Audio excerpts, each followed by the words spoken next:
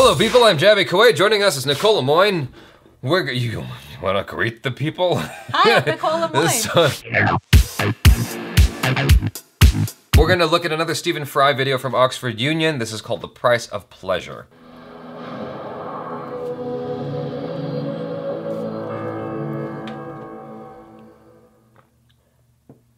If Oscar Wilde is the sort of idealized prince of Bohemia of students and all that kind of good stuff. All that kind of garbage.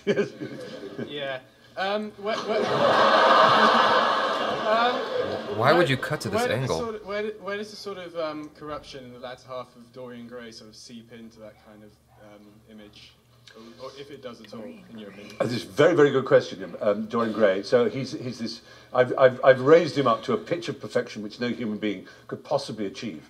And of course, what's extraordinary about Oscar was that he had the most prophetic gift, I think, about his own life. He instinctively and at base knew all his weaknesses. He puts it in De Profundis. What were paradoxes to me in the sphere of the mind became perversities to me in the sphere of the body. I became careless of other people. And I forgot that the smallest act we do in the darkness is revealed in the light of day. He's incredibly hard on himself in De Profundis. And extraordinarily, in his first and only novel, A Picture of Dorian Gray, he's very hard on himself too. He's hard on the set that he represents. Lord Henry Wotton is a character that very much is like Wilde, makes these very amusing characters, sort of remarks, you know, you're talking about Americans and, you know, we have so much in common, and he murmurs, except of course language. And that's the first use of that. That's now very sort of common distinction between England and America. But he knew that every pleasure must be paid for, as it says in Twelfth Night.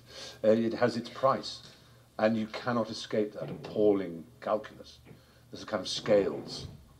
And in the Victorian time, they were even more clear, because of what I mentioned earlier, syphilis, from which Winston Churchill's father died, was one of the most glorious figures of his age, now largely forgotten because of the glories of Winston, but Lord Randolph was Home Secretary, the most brilliant man of his time, the most brilliant orator of his time, became a gibbering, trembling, appalling, ill-tempered wreck who disintegrated in front of his adoring son's eyes, who all he wanted to do, Winston, was be his secretary. And it's the most tragic story of the usual thing, which is a son trying to live up to his imperious father. But there's an example of the price that you pay for pleasure, which we have less. People would say that the AIDS epidemic was a reminder of that to some extent, as any sexually transmitted disease is a reminder that that particular kind of pleasure, of course, has its price. But so do other pleasures. When you toy with people's affections, it isn't free. We all know that, even in, you know, at any age. We all know that. And Wilde knew it. And in his children's stories, which are absolutely sob-makingly brilliant, which he wrote for his two sons, he always comes again, the selfish giant. The very title, the selfish giant, is Oscar himself. And it's so heartrending that he knew that he was somehow another wonderful title, The Remarkable Rocket, in which he gives life in a fantastic anthropomorphic way to a rocket, who's the most sort of full of himself in a box full of fireworks, and who, of course, has one explosive moment thinking, this is it, you see, I told you I was the most glorious figure in the world. I told you how great I was. And then a dead stick falls to the ground. And that's, you know, it's so true and so obvious, like all great art. Of course we knew that, but we need to be reminded. And he did know. I can't quite quote from memory, but it's nearly from memory, the final paragraph of the great Richard Ellman biography. I'm coughing. I can say this without weeping. He's yawning right there. Oh. I have to take a very deep breath. He comes to us now. Damn, like people keep coughing in the background. His life, freed from shame, a greater figure than ever, a towering figure, laughing and weeping, full of fables and paradoxes, belongs to our age more than that of Victoria. Here he is, so wise, so right, so true. And I think I got a good memory. he understood himself better than anybody. But a good question. You've given me your cough, you bastards! Exactly. Stop coughing! Jesus, go outside! Coughing and shit. Can't hear him. I'm like, damn. It's so annoying. He's trying to get real deep. He's trying to get deep, and everyone's like, I'm like, golly. And you have the guy yawning in the background. Yeah, it's like, it's Stephen Fry right there. Buck up, bitch. Damn. Drink some water. Yeah, that was amazing, like his ability to just recall all those verses, all that. I didn't realize Oscar Wilde was very autobiographical with his work. Yeah, I didn't either. One of my favorite lines, though, or one of my favorite quotes is from Oscar Wilde. He says, "Who, being loved, is poor." Wow, that's a... Pretty... Yeah, that's huge. How do you feel about what he's talking about here? The price of pleasure. Like he was talking about how AIDS is an example of how pleasure in excess will harm you, essentially. Yeah, I thought that was really interesting how he brought that up. I mean, I started thinking about eating an ice cream cone and the pleasure derived from eating the ice cream cone, and yet you're eating all this sugar, you're eating all this. You're gonna get fat. You could get diabetes and die. So I guess in excess. So yeah, in excess. Yeah. Well, that's actually an interesting topic, AIDS being a thing, because, I mean, well, first and foremost, let's like disabuse one notion. AIDS you can get by having sex with one person who's got AIDS. Like that can happen if you're not safe. But you can get it from other ways too, not just sex. Sure, you can get it from your parents if you were like born from a needle. Sure, like there's many ways you can get it, but essentially what it comes down to is not being safe.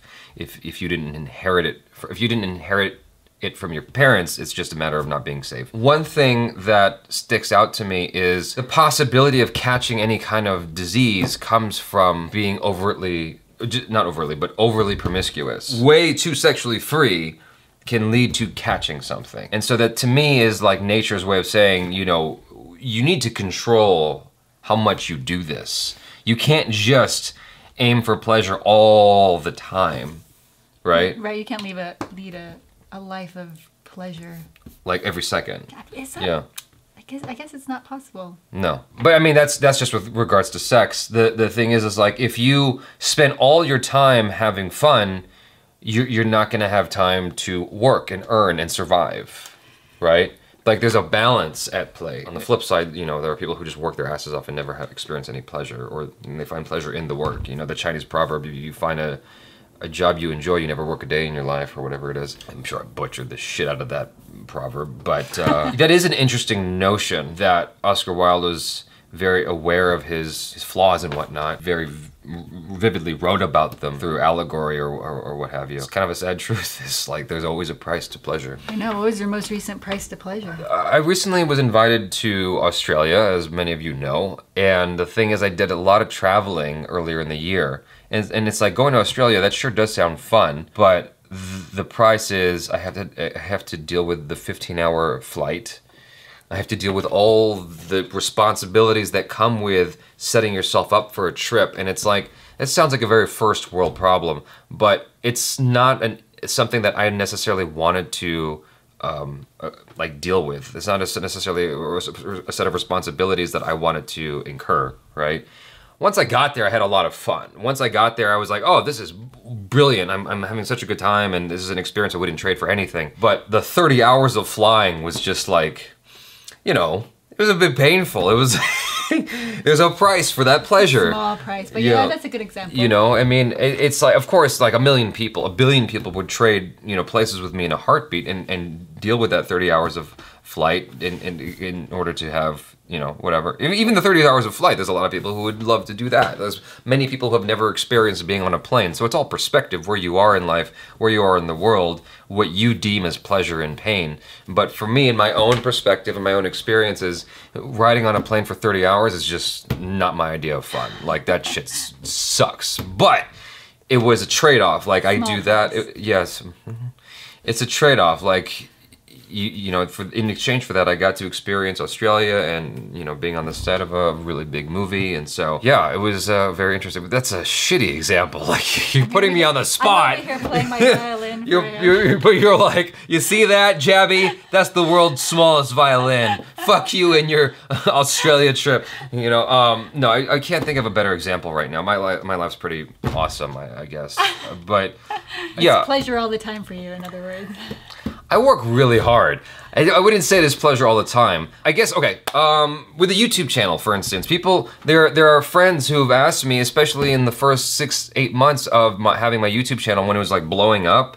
I wouldn't say the first 6-8 months of my YouTube channel, having my YouTube channel. I'd say the first 6-8 months of it getting big, particularly with, you know, my Indian audience, or my audience who are fans of Indian cinema, I should say, because it's a worldwide audience. One of the things people would ask me is like, how do you do this? How are you able to, you know, get so many subscribers and you know, put out all these videos? I'm like, it's easy. You just don't have a social life. Like, that was the trade-off, right? Like, I give this up, this social life, the fun of being with friends and family, to have the glory of YouTube. You know what I mean? Like, to have a sustainable YouTube workplace, I had to give up all this for many months. So that's the trade-off of pleasure and you know. Yeah, it's so interesting. Whatever. We don't consider that when we look at social media and whatnot. That you, in order to be big somewhere, you have to give up. Yeah. But you still reap the benefits and the pleasures of having an audience. You know, it's all work. I mean, I love it, but it's all work. And it's like, there is a pleasure to it, but there's also the work aspect to it, because you can't just be an asshole. Like, for instance, like, okay, a great example was, I was in Thailand.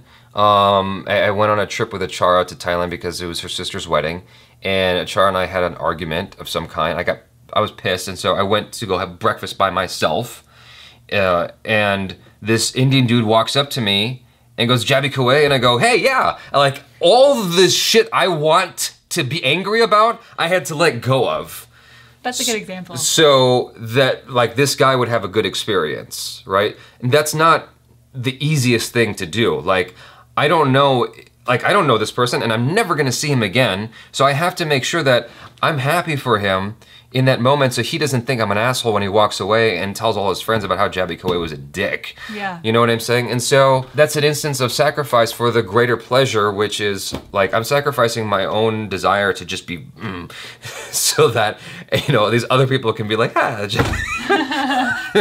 then you could have this moment all the time when you work. Yeah, well, that's the, I suppose, long-term ideal. It is. But yeah, I wholeheartedly agree. There's always a price for pleasure.